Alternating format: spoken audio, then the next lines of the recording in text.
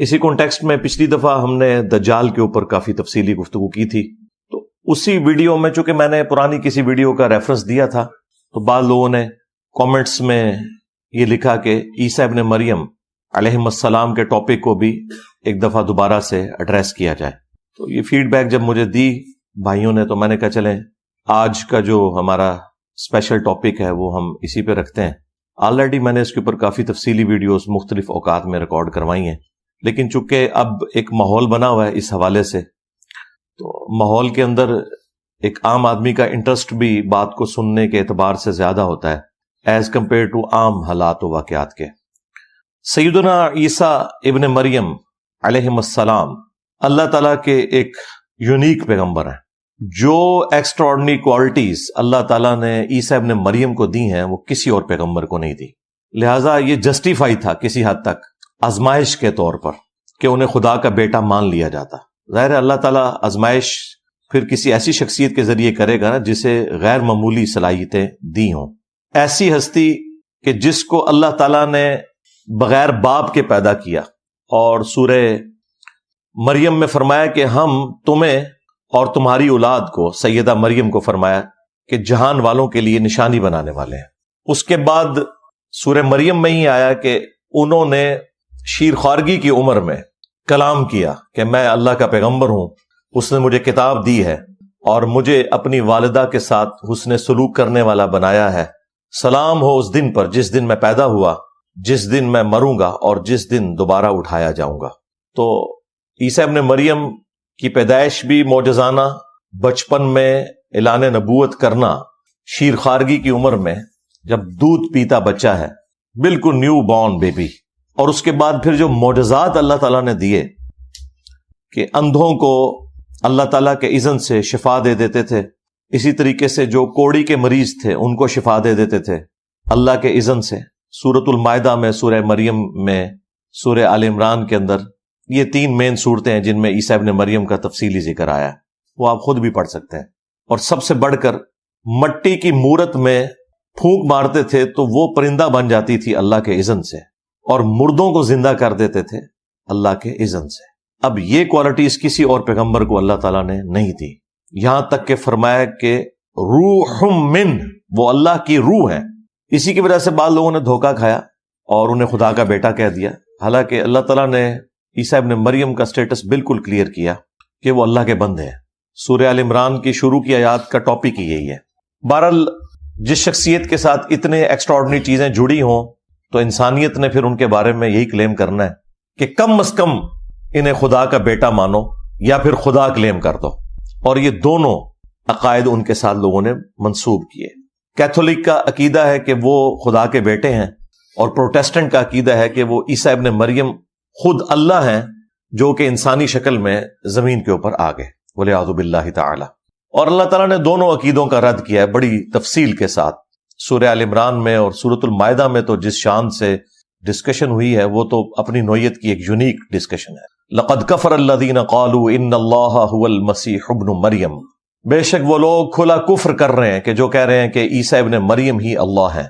وقال المسیح، جبکہ مسیح تو خود یہ کہا کرتے تھے، یا بنی اسرائیل، اے اولاد یعقوب، اعبدوا اللہ ربی و ربکم، عبادت کرو اس رب کی کہ جو میرا بھی رب ہے اور تمہارا بھی رب ہے۔ انہ من یشرک باللہ، یاد رکھنا بے شک جس نے اللہ کے ساتھ شرک کیا، لقد حرم اللہ علیہ الجنہ، اللہ تعالیٰ نے ایسے شخص پہ جنت حرام کر دی ہے، ومأواہ النار، اور اس کا ٹھکانہ ہے جہنم کی آگ، وما للظالمین من انصار، اور ایسے شخص کا قیامت کے دن کوئی مددگار بھی نہیں ہوگا جو اس قسم کا عقیدہ وابستہ کرے گا۔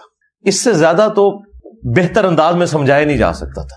پھر آگے چل کے فرمایا لقد کفر الذین قالوا ان اللہ ثالث ثلاثہ، وہ بھی کافر ہیں جو کہہ رہے ہیں کہ اللہ تین میں سے ایک ہے، یعنی وہ کہتے تھے کہ اس وقت ٹرینٹی یہ تھی کہ تین خدا ہیں، اللہ، سیدہ مریم اور سیدنا عیسیٰ ابن مریم۔ آج کی جو ٹرینٹی ہے اس میں سیدہ مریم کو تو سائیڈ پہ کر کے انہوں نے ہولی گوسٹ کو داخل کر دیا ہے، سیدنا جبرائیل علیہ السلام، بل ٹرینٹی آج بھی اس طریقے سے موجود ہے۔ پھر آگے چل کے اللہ تعالیٰ نے فرمایا کہ مل مسیح ابن مریم الا رسول، عیسیٰ ابن مریم تو نہیں تھے مگر ایک رسول، قد خلت من قبلہ الرسل، ان سے پہلے بھی رسول گزر چکے ہیں، وَأُمُّهُ صِدِّیقَةٌ، ان کی ماں ایک سچی عورت تھی، کانا یأکلان الطعام، دونوں کھانا کھایا کرتے تھے، دونوں روٹی کھانے کے محتاج تھے۔ دیکھو ہم اپنی آیات کس طرح کھول کھول کر بیان کر رہے ہیں، اور پھر ان کی طرف دیکھو کس طرح یہ الٹے پڑے جاتے ہیں۔ کیا تم ایسی ہستیوں کو اللہ کے سوا پوج رہے ہو کہ جو نہ تمہارے نقصان کے مالک ہیں نہ نفع کے مالک، اور اللہ ہی سننے والا اور علم والا ہے۔ یعنی اس میں واضح عقیدہ اللہ تعالیٰ نے بتا دیا کہ عیسیٰ ابن مریم اور ان کی ماں من دون اللہ بھی ہیں، اس اعتبار سے کہ اللہ کے مقابلے پہ لوگوں نے ان کو کھڑا کیا۔ لہذا یہ بھی ایک ڈھکوسلا جو تھا بعض فرقوں کا کہ من دون اللہ سے مراد صرف بت ہیں، وہ بھی ختم ہوا۔ نمبر 2، نہ صرف ان کی پرستش کی نفی کی بلکہ ساتھ یہ کہا کہ یہ تمہارے نفع نقصان کے مالک بھی نہیں ہے۔ لہٰذا ان لوگوں کا بھی دروازہ بند ہو گیا جو یہ کہتے تھے کہ ہم میں اور کرسچنز میں یہ فرق ہے کہ کرسچنز جو ہیں وہ اللہ کے پیغمبر کی عبادت کرتے ہیں، اس کی ماں کو پوجتے ہیں، ہم تو اولیاء اللہ اور انبیاء کی عبادت نہیں کرتے، ہم تو انہیں اللہ کا بندہ مانتے ہیں۔ تو اس میں نے کہا تھا نہ، آگے چل، آگے لکھا ہوا ہے کہ نہ وہ تیرے نفع کے مالک ہیں نہ نقصان کے۔ اور کتنی آپ سمجھ لیں، وہ ہمارے ڈاکٹر سرار صاحب اس کے لیے ورڈ یوز کرتے تھے، ننگی بات، یعنی بالکل کھلی ہوئی بات کہ وہ روٹی کھانے کے محتاج تھے۔ بھائی اگر عیسیٰ ابن مریم اور ان کی ماں روٹی کھانے کے محتاج ہیں اور وہ کسی کے نفع اور نقصان کے مالک نہیں ہیں تو سرکار بابت شاہی کوئی نہیں۔ بالکل قرآن کی ہر آیت سے یہی رزلٹ نکلتا ہے کہ بابت شاہی کوئی نہیں، عیسیٰ کے جیسا ہے ہی کوئی نہیں، تیرے بابت شاہی کوئی نہیں۔ اگر عیسیٰ ابن مریم کو اللہ تعالیٰ نے سینٹرڈ کیا تو صرف اس لیے کہ آپ کے سامنے یہ مقدمہ بالکل واضح ہو جائے کہ اگر عیسیٰ ابن مریم جو اولو العزم پیغمبروں میں سے ہیں، 5 اولو العزم پیغمبر قرآن میں رپورٹ ہوئے ہیں، سورۃ الاحزاب میں سورہ الشورى کے اندر، محمد رسول اللہ صلی اللہ علیہ وآلہ وسلم، ابراہیم خلیل اللہ، موسیٰ کلیم اللہ، نوح نجی اللہ اور عیسیٰ روح اللہ علیہم السلام اجمعین، ان میں سے ایک ہیں۔ اگر ان کا یہ سٹیٹس ہے کہ وہ روٹی کھانے کے محتاج ہیں، کسی کے نفع نقصان کے وہ مالک نہیں ہیں، تو سرکار پھر باقیوں کو تو آپ چھوڑ دیں۔ اور پھر سورۃ المائدہ میں اللہ تعالیٰ نے جتنے سخت الفاظ کے اندر اس ٹاپک کو ایڈریس کیا ہے، لقد کفر الذین قالوا ان اللہ هو المسیح ابن مریم، بے شک وہ لوگ کھلا کفر کر رہے ہیں کہ جو کہہ رہے ہیں کہ اللہ ہی عیسیٰ ابن مریم ہے، نعوذ باللہ۔ قل فمن یملک من اللہ شیئا، یہ شیئا بابت شاہی کوئی نہیں، یہ عربی سے لفظ آیا ہوا ہے۔ اے نبی ان سے فرماؤ اللہ کا کوئی کیا بگاڑ لے گا اگر اللہ ارادہ کرے کہ عیسیٰ ابن مریم کو، ان کی ماں کو اور جتنے زمین میں ہیں سب کو ہلاک کر دے، یعنی سارے باب فارغ، تب بھی اللہ کو کوئی پوچھ نہیں سکتا۔ تو یہاں پہ اللہ تعالیٰ نے توحید کو پھر اسٹیبلش کیا۔ غصہ تھا کرسچنز پہ، سینٹرڈ کسے کیا؟ عیسیٰ ابن مریم کو، کیونکہ اللہ تعالیٰ کو تو کوئی آر نہیں ہے، یہ کائنات اس نے اس لیے نہیں بنائی ہے کہ اس کے پیغمبروں کو خدا مان لیا جائے۔ جب توحید سمجھائے گا اللہ تعالیٰ پھر اسی طریقے سے سمجھائے گا کہ اگر اللہ عیسیٰ، اس کی ماں اور سب کو ہلاک کرتے، اچھا وصال شریف بھی نہیں فرمایا، وفات شریف بھی نہیں، ہلاک کا لفظ ہے صرف یہ بتانے کے لیے کہ خالق اور مخلوق میں کتنا فرق ہے۔ یہ ہے سرکار رحمانی توحید، اور ایک ہے شیطانی توحید۔ شیطانی توحید یہ ہے کہ انبیاء کو، اولیاء کو، بزرگ بابوں کو اللہ کے مقابلے پہ کھڑا کر دو، خواہ ان کی تعلیمات نہ بھی ہو تب بھی ان کو کھڑا کر دو اللہ کے مقابلے پر۔ پھر ظاہر ہے کہ جب اس طرح کا معاملہ ہوگا پھر اس لیول پہ اتر کے اللہ تعالیٰ سمجھائے گا کہ عیسیٰ کو خدا مانے ہو، اگر اللہ عیسیٰ کو، اس کی ماں کو، سب کو ہلاک کر دے، اللہ کا کوئی کیا بگاڑ لے گا؟ تو پھر اس لیول پہ اتر کے بات کو سمجھانا پڑتا ہے۔ اور دیکھیں سیدنا ابوبکر صدیق رضی اللہ تعالیٰ عنہ نے کس طریقے سے عقیدہ امت کو دیا کہ نبی علیہ السلام کی میت کے اوپر جب انہوں نے خطبہ دیا ہے حمد و صلات کے بعد، صحیح بخاری میں کم از کم 4 جگہ یہ خطبہ آیا ہے، تو آیات بعد میں پڑھی ہیں، پہلے انہوں نے اپنی طرف سے ایک جملہ بولا جو نہ قرآن میں تھا نہ حدیث میں تھا۔ جس طرح میرے اوپر یہ اعتراض کرتے ہیں نا انجینئر صاحب یہ جملے کیوں بولتے ہیں، حضرت ابوبکر صدیق نے بھی خود جملے بولے ہیں، شارح تو نہیں تھے، وہ بھی نبی علیہ السلام کے صحابی تھے، بہرحال امتی تھے، فالو تو انہوں نے بھی دین کو ہی کرنا ہے۔ الا من کان یعبد محمدا فان محمدا قد مات، آگاہ ہو جاؤ جو بھی تم میں محمد کی عبادت کرتا تھا وہ جان لے کہ محمد مر گئے۔ وصال فرما گئے، وفات فرما گئے، کوئی الفاظ نہیں، حالانکہ یہ بھی عربی کے الفاظ تھے. ان کو کسی نے نہیں کہا جی قرآن میں لکھا ہے شہید زندہ ہے. انہیں پتا تھا وہ بات اور ہے، یہ بات اور ہے. دنیا سے مر چکا ہے شہید بھی، اللہ کے حضور زندہ ہے، قرآن میں ہے. دنیا میں اگر زندہ ہے تو اس کی بیوی پھر کیا دوبارہ نکاح کر کے زنا کر رہی ہوتی ہے؟ بھائی مر چکا ہے، اسی لیے وہ کسی اور مرد سے شادی کرتی ہے. اللہ کے حضور زندہ ہے.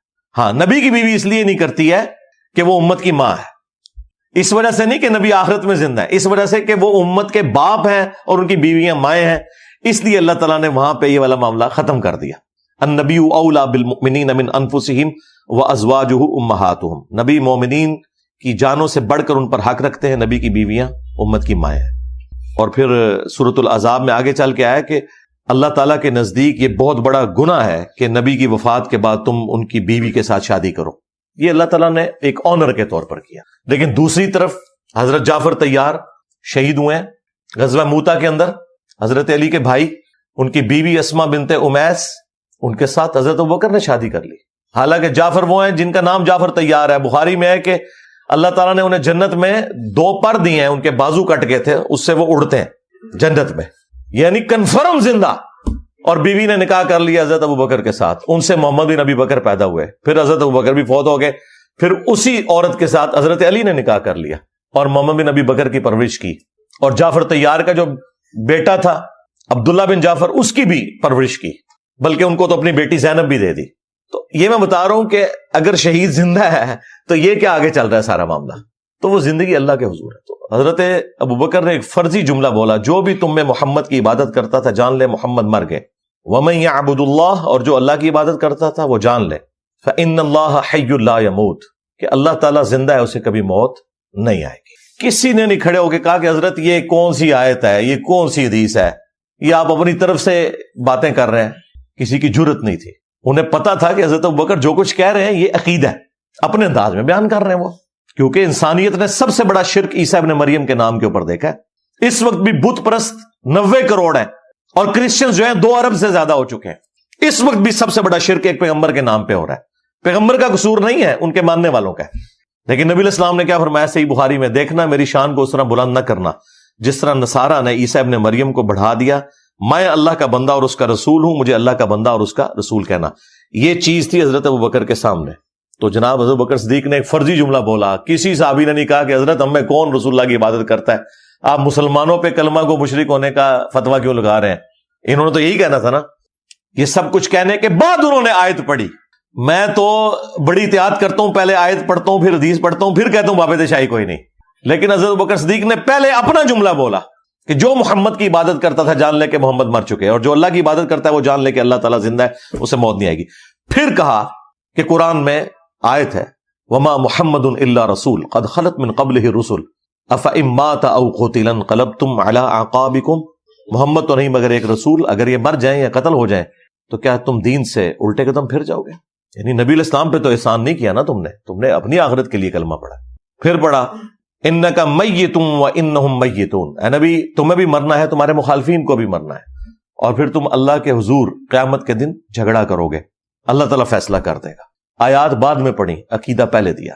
تو لوگ ہم سے پوچھتے ہیں کہ جناب انجینئر صاحب کے دماغ میں باتیں کہاں سے آتی ہیں. بھائی انجینئر صاحب حضرت ابوبکر صدیق کے ماننے والے ہیں رضی اللہ تعالیٰ عنہ. جب تم کہو گے کہ بابے نے سمندر روکا ہوا ہے تو پھر انجینئر کیوں نہ کہے کہ بڑے سے بڑا کوئی انسان ہو اپنا پیشاب نہیں روک سکتا، سمندر روکنا تو دور کی بات. جب کوئی شخص گمراہی پھیلاتا ہے نا تو اس کے مقابلے کے اوپر کاؤنٹر نیریٹو اسی طریقے سے کھڑا ہوتا ہے. میں آج آپ کو بڑے وثوق سے کہتا ہوں، آج اگر حضرت ابوبکر زندہ ہوتے تو اس سے زیادہ سخت جملے ان کے اوپر بولتے ہیں. جب کچھ ہوا نہیں تھا تو یہ کہہ رہے تھے جو محمد کی عبادت کرتا تھا جان لے محمد مر چکے. یعنی 2 کتنی سخت باتیں. ایک تو صحابہ کو کہہ رہے ہیں کہ جو تمہیں عبادت کرتا ہے، سیدھا سیدھا بھی شرک کا فتویٰ کوئی نہیں کرتا تھا، ان کو بھی پتا تھا. اور دوسرا نبی علیہ السلام کی تعریف کرنے کی بجائے، کوئی نعت پڑھنے، کوئی دروشی پڑھنے کی بجائے سیدھا یہ کہہ رہے ہیں کہ مر چکے. ایک غم ہے صحابہ کو، اوپر سے اس طرح کے جملے. اس کا مطلب ہے کہ صحابہ کرام کے لیے توحید ٹاپ پرائورٹی تھی.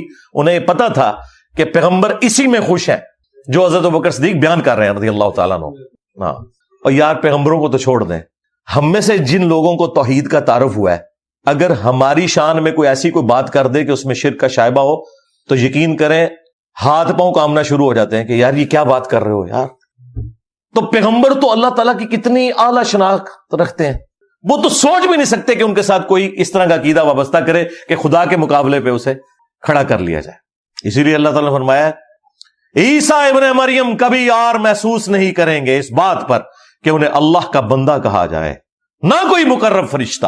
اللہ اکبر. پھر اللہ تعالیٰ نے فرمایا کہ اگر کوئی اس چیز سے آر محسوس کرے گا نا، پھر قیامت والے دن ہم سب کو جمع کر لیں گے اور عذاب دیں گے ایسوں کو. یہ سمجھانے کے لیے تھا، ایسا کبھی بھی نہیں ہونا تھا.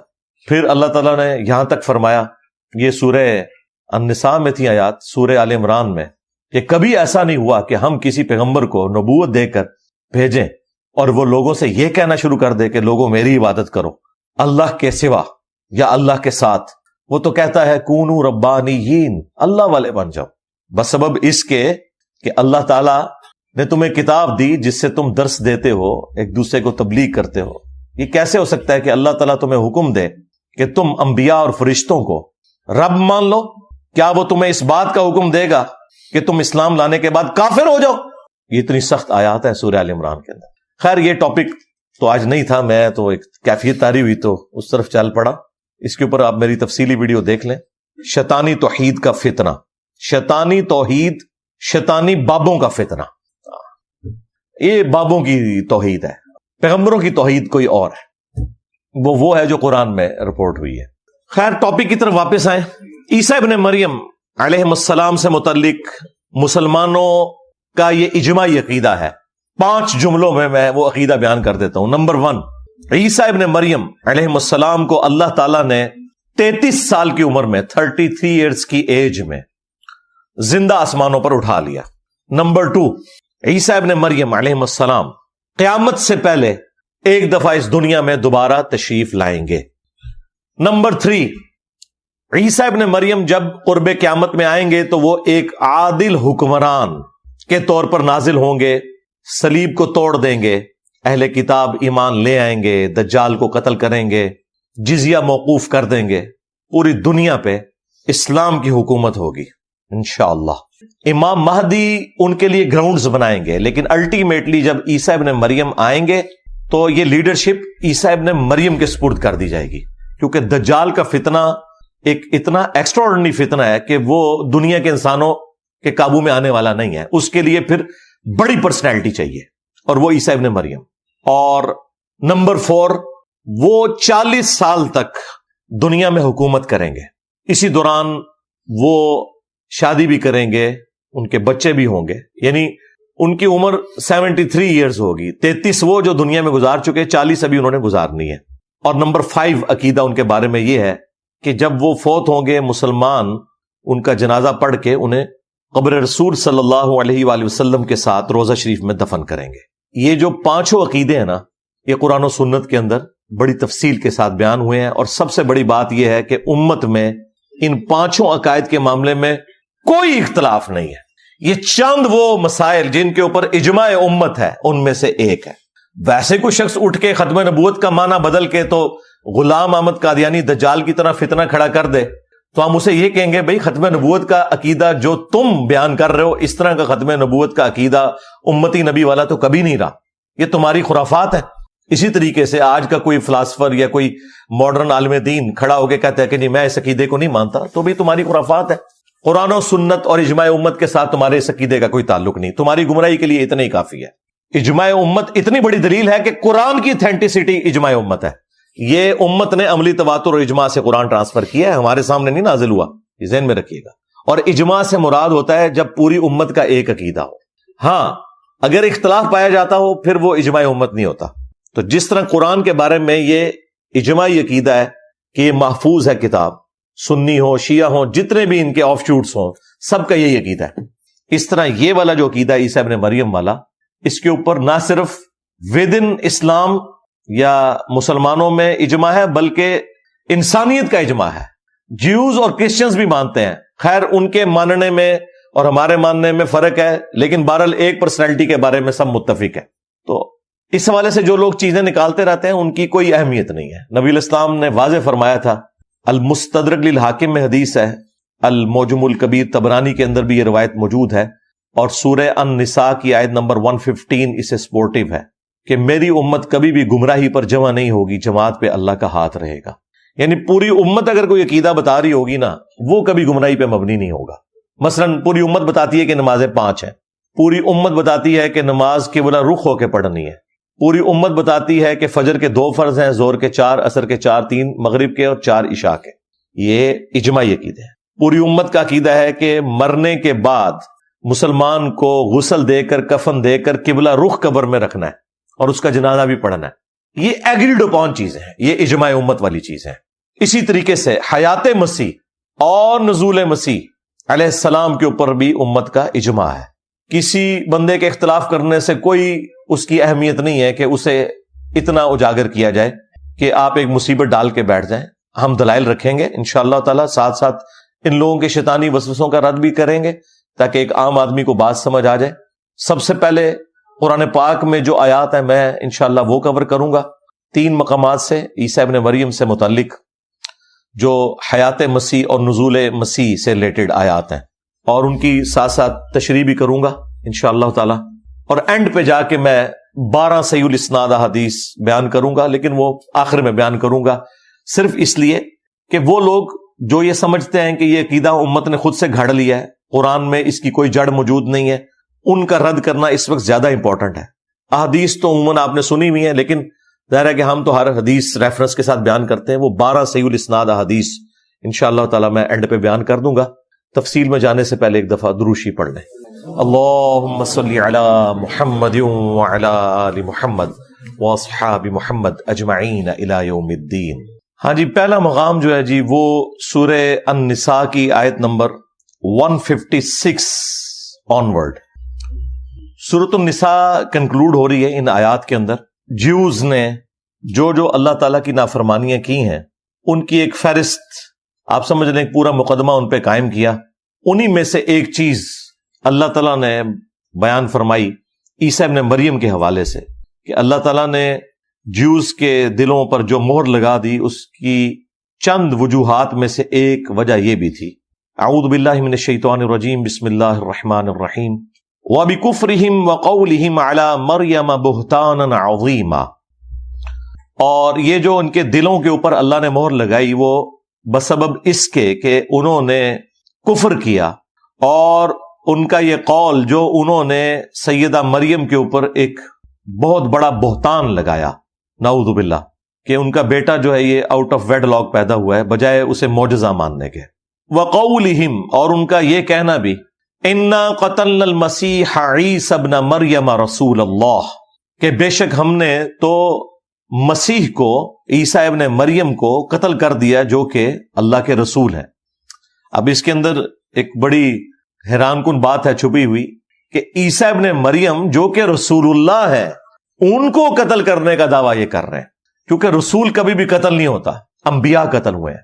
قرآن میں جن آیات میں رسول کے لیے ورڈ آیا نا وہ بھی لغت کے معنوں میں آیا. جب ٹرمنالوجی میں اصطلاح میں بات کرتے ہیں تو نبی وہ ہوتا ہے کہ جو کسی رسول کی شریعت میں مجدد کی حیثیت سے آتا ہے، اسے اسٹیبلش کرنے کے لیے، نہ کہ کوئی نئی شریعت لے کے آتا ہے. اور رسول وہ ہوتا ہے جو نئی شریعت کے ساتھ آتا ہے. رسول تو بہت تھوڑے ہیں. وہ مسند احمد میں حدیث ہے، مشکات میں بھی، کہ 1,24,000 پیغمبر ہیں، ان میں سے صرف 315 رسول ہیں، باقی سب کے سب انبیاء ہیں. رسول شریعت کے ساتھ آتے ہیں، پلس رسول آ کے اپنی قوم کو یہ دھمکی لگاتے ہیں کہ اگر تم ہم پر ایمان نہ لائے تو بڑے دن کا عذاب تمہیں آ پکڑے گا، اور پھر اس کی وجہ سے ان کی قوموں کو ہلاک کیا جاتا ہے. جس طرح نوح علیہ السلام رسول تھے، ہود علیہ السلام، صالح علیہ السلام، شعیب علیہ السلام، لوط علیہ السلام، تو اس لیے دیکھیں انہوں نے دھمکیاں دی اور مخالفین تباہ و برباد ہوئے. موسیٰ علیہ السلام. لیکن جو انبیاء ہوتے ہیں نا وہ صرف دعوت توحید دیتے ہیں، جو اگلی شریعت ہے اس کی پیروی کا حکم دیتے ہیں. جس طرح کہ یوسف علیہ السلام، وہ کہیں آپ کو ان کی دھمکی نظر نہیں آئے گی کہ اگر مجھ پہ ایمان نہ لائے تو بڑے دن کا عذاب آ پکڑے گا. وہ تو صرف جیل کے ساتھیوں کو دعوت توحید دیتے ہیں، کیونکہ وہ آلریڈی حضرت ابراہیم علیہ السلام، حضرت اسحاق علیہ السلام، حضرت یعقوب علیہ السلام کے دین کے اوپر ہوتے ہیں. تو یہ نبی اور رسول میں فرق ہے. رسولوں کے کیس میں اللہ تعالیٰ نے واضح فرما دیا ہے، کتب اللہ لأغلبن انا ورسولی، اللہ نے یہ طے کر لیا اپنے پاس کہ بالضرور میں اور میرے رسول ہی غالب رہیں گے.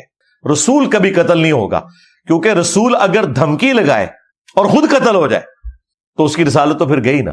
دھمکی لگا رہا تھا مخالفین کو, خود قتل ہو گیا ان کے ہاتھوں. یہ وجہ ہے کہ عیسیٰ ابن مریم قتل نہیں ہوئے, اللہ تعالیٰ نے انہیں آسمانوں پہ اٹھا لیا, بچا لیا, اور ان کے مخالفین پہ عذاب کا کوڑا پھر برسا, اور مسلسل پچھلے 2000 سال سے برس رہا ہے. ٹائٹس نے 70 عیسوی کے اندر نبی الاسلام کی پیدائش سے ایگزیکٹلی 500 ایئرز پہلے ہیکل سلیمانی جو دوبارہ انہوں نے تعمیر کیا تھا نیبوکیڈ نظر کے توڑنے کے بعد, اسے توڑ دیا. ایک دیوار صرف چھوڑی اس نے, وہ جس کے سامنے یہ وہ گریا کر رہے ہوتے ہیں, ویلنگ وال, دیوار گریا, اور پھر مسلسل عذاب کی قسطیں ان پہ آتی نہیں ہیں. اس کی وجہ یہ ہے کہ انہوں نے اپنی روش نہیں بدلی. پچھلی صدی میں تو اتنا بڑا عذاب آیا کہ وہ انسانی ہسٹری میں نہیں آیا کسی کے اوپر. 60 لاکھ یہودیوں کو ہٹلر نے دوسری جنگ عظیم کے اندر 100 فیکٹریز میں گیس چیمبرز کے اندر قتل کر دیا. ہٹلر کا جو عمل ہے وہ غلط ہے, اسے ہم کنڈیم کریں گے. ان پہ جو عذاب آیا وہ اللہ تعالیٰ کی نافرمانی کرنے کے سبب. اور یہ جو میں بات کر رہا ہوں یہ یہودی خود مانتے ہیں. آج بھی آپ کو پتا ہے جو زائنسٹ ہیں وہ الگ سے ہیں, جیوز الگ سے ہیں. زائنسٹ نے اسرائیل بنایا ہے, اسرائیل بنانے کو جیوز حرام سمجھتے ہیں. جو اوریجنل یہودی ہیں, جو امریکہ میں آپ کو فلسطین کے جھنڈے لگائے ہوئے اور اسرائیل کے جھنڈے کے اوپر کراس کا نشان کے ساتھ نظر آ رہے ہیں, وہ جیوز ہیں.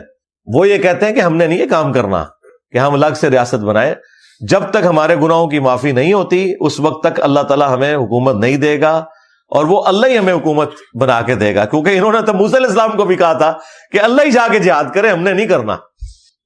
تو یہ کیسے کر سکتے ہیں؟ تو ایک پولیٹیکل موومنٹ تھی یہ زائنسٹ موومنٹ جو ہے. ہاں ان کا مذہب جو ہے وہ یہودیت تھا, بس یہ ہے. جس طرح کے سلطنت عثمانیہ یا بنو امیہ, بنو عباس یا باقی حکومتیں, اسلامی حکومتیں تو نہیں تھی.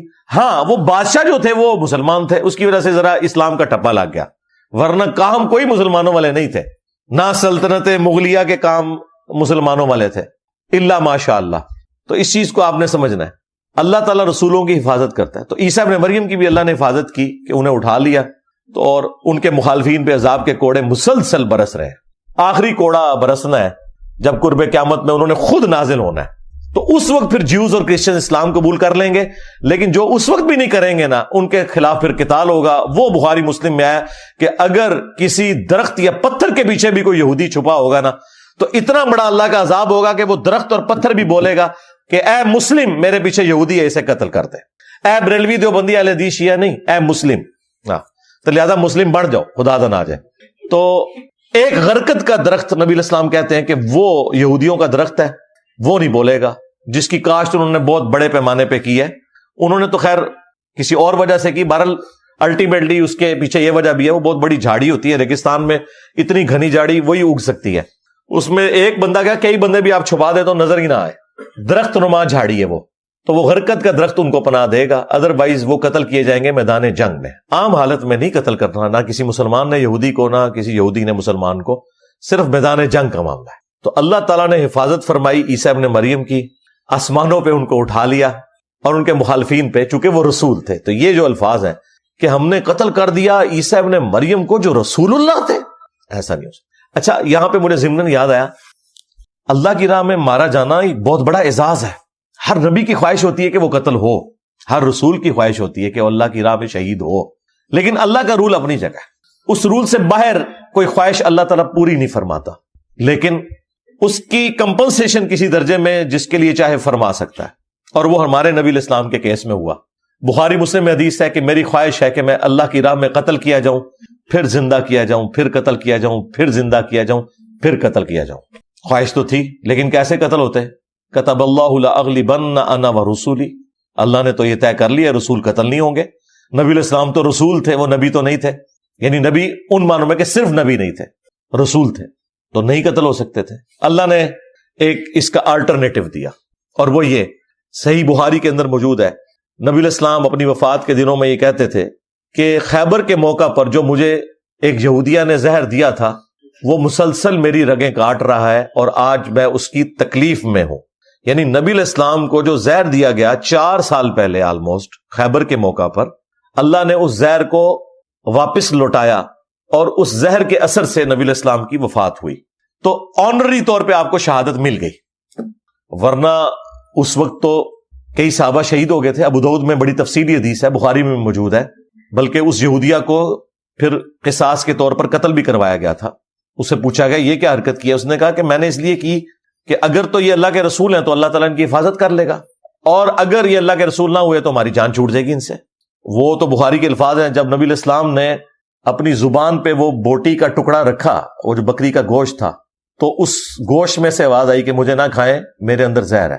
اس وقت پھر نبی علیہ السلام کو پتہ چلا، آپ نے فوراً تھوک دیا، لیکن وہ کچھ اثر تو رہا. کچھ صحابہ تو نگل چکے تھے تو وہ شہید بھی ہو گئے، اور نبی علیہ السلام کو نہیں ظاہر پتا تھا کہ اس کے اندر زہر ہے. یہ جو علم غیب کا عقیدہ انہوں نے خود ساختہ بنایا ہے. علم غیب یہ ہے کہ جب اللہ بتائے گا، اللہ نہ بتائے تو نبی نے اپنے سامنے تو اپنے ساتھیوں کو اس طرح قتل نہیں ہونے دینا تھا. حریص علیکم بالمؤمنین رؤوف الرحیم صلی اللہ علیہ وآلہ وسلم. مومنین کی جانوں سے بڑھ کر ان پر حریص ہیں، ان سے محبت کرنے والے ہیں. تو یہ ہو نہیں سکتا تھا. بہرحال وہ پھر زہر عود کر آیا اور نبی علیہ السلام کی وفات اس کی وجہ سے ہوئی. آنری طور پہ آپ کو شہادت بھی مل گئی، لیکن وہ چیز اپنی جگہ ہے کہ اللہ تعالیٰ رسولوں کی حفاظت فرماتا ہے. وَقَوْلِهِمْ إِنَّا قَتَلْنَا الْمَسِيحَ عِيسَى ابْنَ مَرْيَمَ رَسُولَ اللَّهِ وَمَا قَتَلُوهُ، انہیں قتل نہیں کیا گیا. وَمَا صَلَبُوهُ، نہ انہیں سولی چڑھایا گیا. وَلَٰكِنْ شُبِّهَ لَهُمْ، بلکہ معاملہ ان کے لیے ایمبیگوس ہو گیا، مشتبہ ہو گیا. ان کے قاتلین کو یہ پتہ ہی نہیں چلا کہ وہ کس کو قتل کر رہے ہیں. وَإِنَّ الَّذِينَ اخْتَلَفُوا فِيهِ، اور بے شک اس معاملے میں جو لوگ اختلاف کر رہے ہیں، لفی شک من، وہ ان کے معاملے میں شک میں ہے، انہیں کوئی یقین سے نہیں پتا. ظاہر ہے کہ جیوز اور کرسچنز دونوں اس کے اوپر متفق ہیں کہ انہوں نے ایک بندے کو سولی چڑھا دیا، عیسیٰ ابن مریم کو.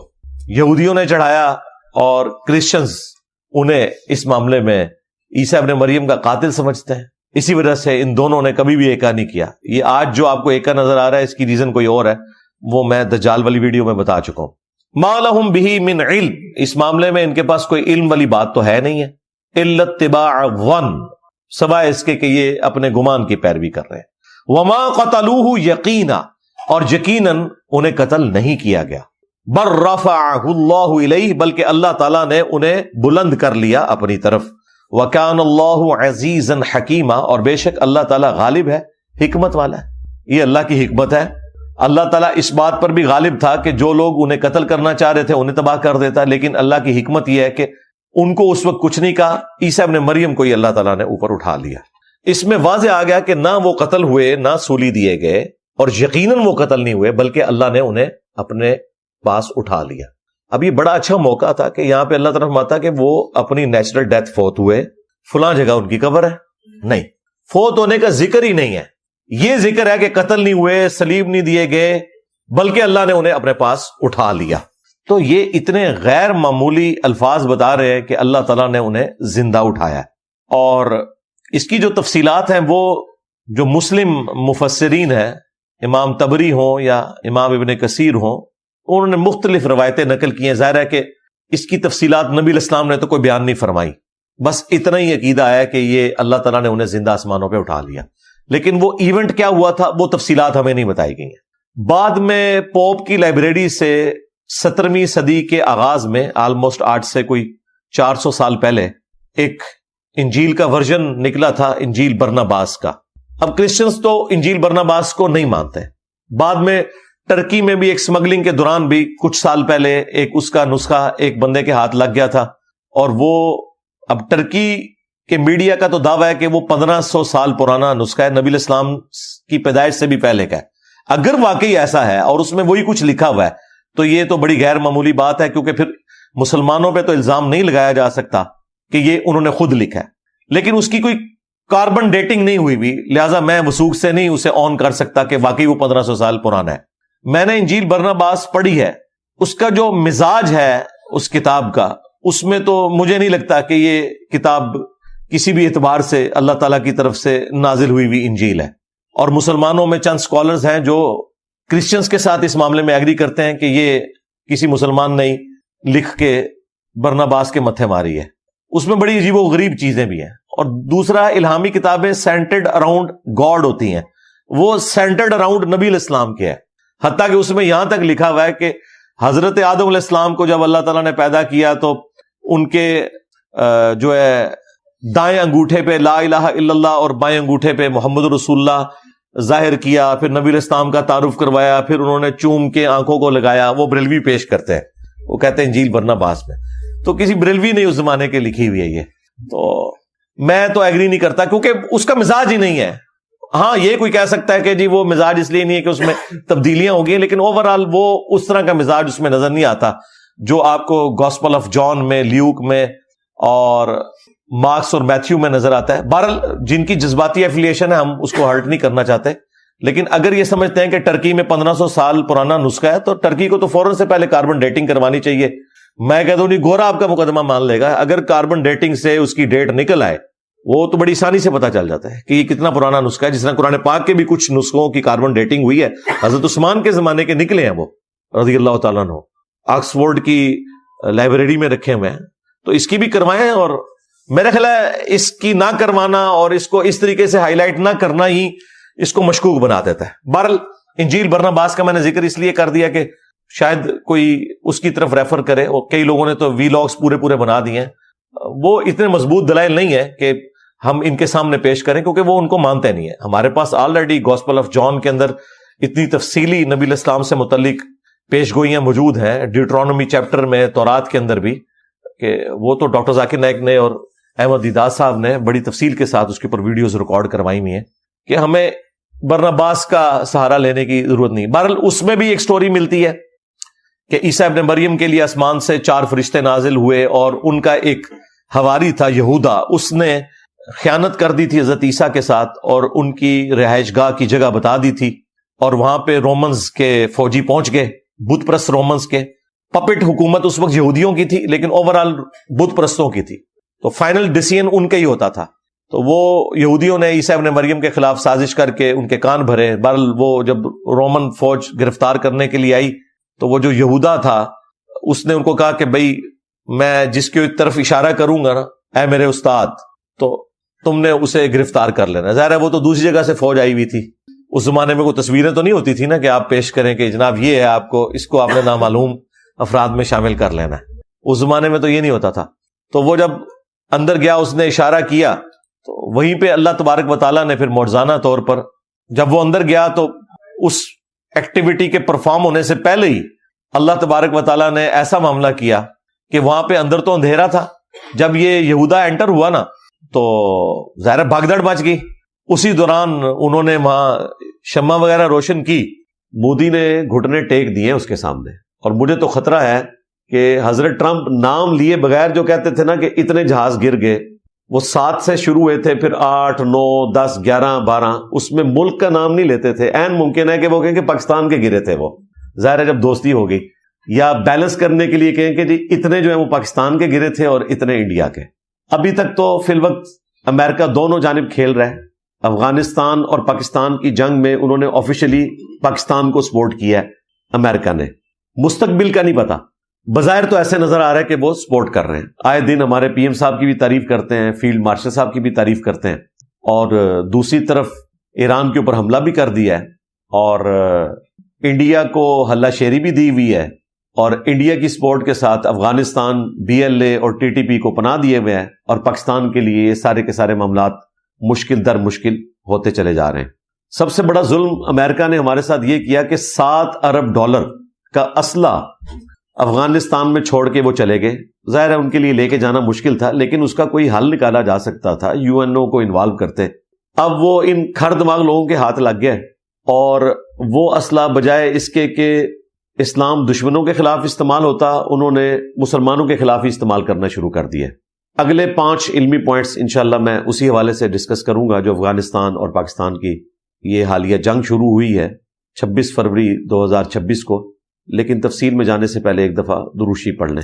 اللہم صلی علی محمد وعلی آل محمد واصحاب محمد وازواج محمد وامت محمد اجمعین الی یوم الدین آمین. اچھا میرے بھائیو، اب جو پاکستان اور افغانستان کی جنگ کے حوالے سے میں نے 5 علمی پوائنٹس اگلے ڈسکس کرنے تھے، ان کی طرف آتے ہیں. علمی پوائنٹ نمبر 6، 2014 میں جب APS کے اوپر اٹیک ہوا اور آلموسٹ کوئی 250 کے قریب لوگ شہید ہوئے، اس میں اکثر بچے تھے، اس وقت پاکستان کو پہلی دفعہ صحیح معنوں میں خیال آیا کہ ہم نے نان اسٹیٹ ایکٹرز جو ہیں ان کو نہیں پالنا، اور ضرب عصب کا آغاز ہوا۔ اس کے بعد پھر حضرت FATF آ گیا، اور پھر IMF، اور الٹیمیٹلی ہمیں رد الفساد آپریشن شروع کرنا پڑا۔ اسی دوران 15 اگست 2021 کو امریکہ یہاں سے چلا گیا اور افغانستان کو آزادی ملی، اور ظاہر ہے کہ افغانستان کے اوپر ناجائز قبضہ تھا جس کے خلاف ملا عمر رحمہ اللہ تعالی نے آواز اٹھائی۔ اس سٹرگل میں تو ہم لوگوں کے ساتھ ہیں، اور ہمیں بڑی امید تھی۔ پاکستان نے ویلکم کہا اس وقت کی فوجی اسٹیبلشمنٹ نے بھی، اور ہمارے جو اس وقت کے پرائم منسٹر تھے انہوں نے باقاعدہ تقریر کے دوران کہا کہ پڑوسی ملک نے غلامی کی زنجیریں توڑ دی ہیں، عمران خان صاحب نے۔ سب لوگ یہی امید کر رہے تھے کہ اس خیر میں سے مزید کوئی خیر برآمد ہوگا، اور طالبان نے دوحہ ایگریمنٹ جو تھا قطر میں ہوا، جس کے اگینسٹ امریکہ یہاں سے نکلا، اس میں یہ ایگری کیا تھا کہ جو بیسک ہیومن رائٹس ہیں وہ ہم دیں گے افغانستان کے عوام کو، یہاں پہ الیکشن بھی کروائیں گے، اور لوگوں کے جو نمائندے ہیں وہ منتخب ہو کر اسمبلیوں میں آئیں گے، لڑکیوں کی تعلیم کو بھی الاؤ کریں گے، اور اپنی اس سٹرگل کو جسے وہ جہاد سمجھتے ہیں، امریکہ کی حد تک تو درست تھا، اسے دوسرے ملکوں میں ایکسپورٹ نہیں کریں گے۔ اس میں وہ خیر وہ پکے رہے اس حد تک کہ یہاں پہ جو ہمارے دیوبندی فرقے کے علماء ہمیں بتاتے تھے کہ جی خلافت راشدہ آ گئی، ہمارے استاد ڈاکٹر اسرار صاحب رحمہ اللہ بھی اسی دھوکے کا شکار ہوئے، اور وہ سمجھتے تھے کہ یہ پڑوسی ملک میں کوئی خلافت راشدہ قائم ہوگی ہے، اور جیسے ہی امریکہ یہاں سے جائے گا تو طالبان نے ایک بریگیڈ جو ہے وہ فلسطین کو آزاد کروانے کے لیے بھیج دینی ہے، اور ایک کشمیر کو آزاد کروانے کے لیے۔ آج ڈاکٹر صاحب زندہ ہوتے تو ہم ان سے پوچھتے کہ حضرت دیکھ لیں، انہوں نے کشمیر کے آزاد کروانا تھا، وہ تو جا کے انڈیا کے ساتھ بیٹھ کے پاکستان اور کشمیریوں کے خلاف باتیں کر رہے ہیں۔